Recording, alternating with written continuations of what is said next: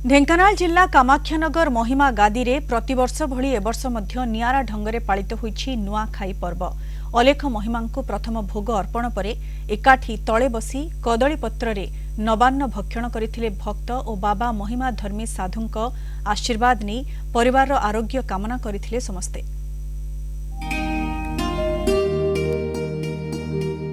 अलेख महिमांकु प्रथमे भोग अर्पण हैला, तापरे एकाठी बसी कदली पत्र रे नवान्न भक्षण कले भक्त और बाबा। कामाख्यानगर महिमा गादी रे नुआखाई पर्व बेस धूमधाम रे पालित होईछि। एकाठी होइथिले बहु संख्यारे भक्त।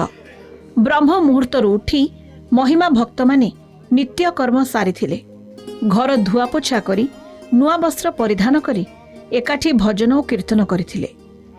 आठगड़रू आसीथिबा धानरू नुआ चूड़ा प्रस्तुत करा जाय थाए। प्रातः 4:30 रे भक्त माने सूर्योदय पूर्वरु नुआ धान रे तैयारी चूड़ा को कदली, सेव, नड़िया, घी, महू, क्षीर, दही और गुड़ आदि रे प्रस्तुत करिथांती। एही नवान्न को एक नूतन माटी पात्र रे अमुनिया मंडप ठारे शून्य ठाकुर अलेख महिमा को अर्पण करिथांती। एहाको महिमा धर्म रे अमुनिया बोली मध्य कुआ जाय। महिमा धर्मी साधु को आशीर्वाद नै परिवार आरोग्य कामना करिथांती भक्त। समस्त अच्छा कृषिजीवी एवं सेमानकर नूतन उत्पादित धान शस्य महिमा स्वामी को सर्वप्रथम यही मढ़ी टुंगी 1874 मसीहा यही भाद्रव शुक्ल पक्ष पंचमी रे महिमा स्वामी को एठार भक्त नवान्न प्रदान कर रीतिनीति अनुसार आज पर्यटन भी पालन हो आसुची। प्रतिवर्ष आषाढ़ मास शुक्ल पक्ष पंचमी तिथि रे नुआखाई पर्व अनुष्ठित हुए।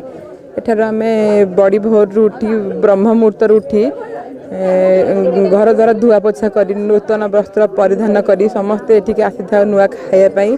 वर्षर प्रथम अन्न जोटा कि आम चूड़ा आकार रे भगवान को अर्पण करा जाए। ओडिशार प्रसिद्ध महिमा मठ भावे परिचित जोरंदारे प्रथमे नुआखाई पालित होइथाए।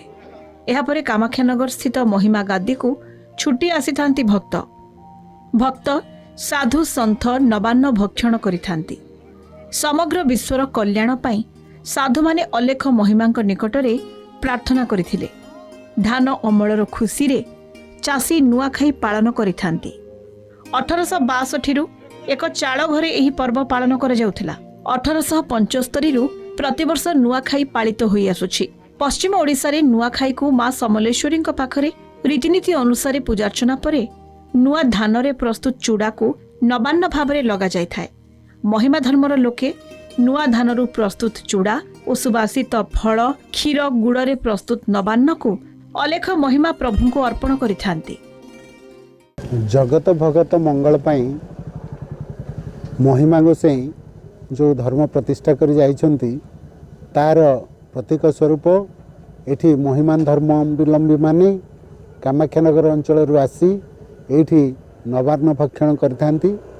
एही दिनरू सेमाने नवान्न भक्षण करिवा परे जेहेतु सेमाने चारिआडे भक्तंग घर द्वार बुली भोजन करथांती, भिक्षा करथांती, सेइथिपाई सेमाने साधारणतः जनसाधारण अपेक्षा आगुआ सेमाने ए नवान्न भक्षण करथांती।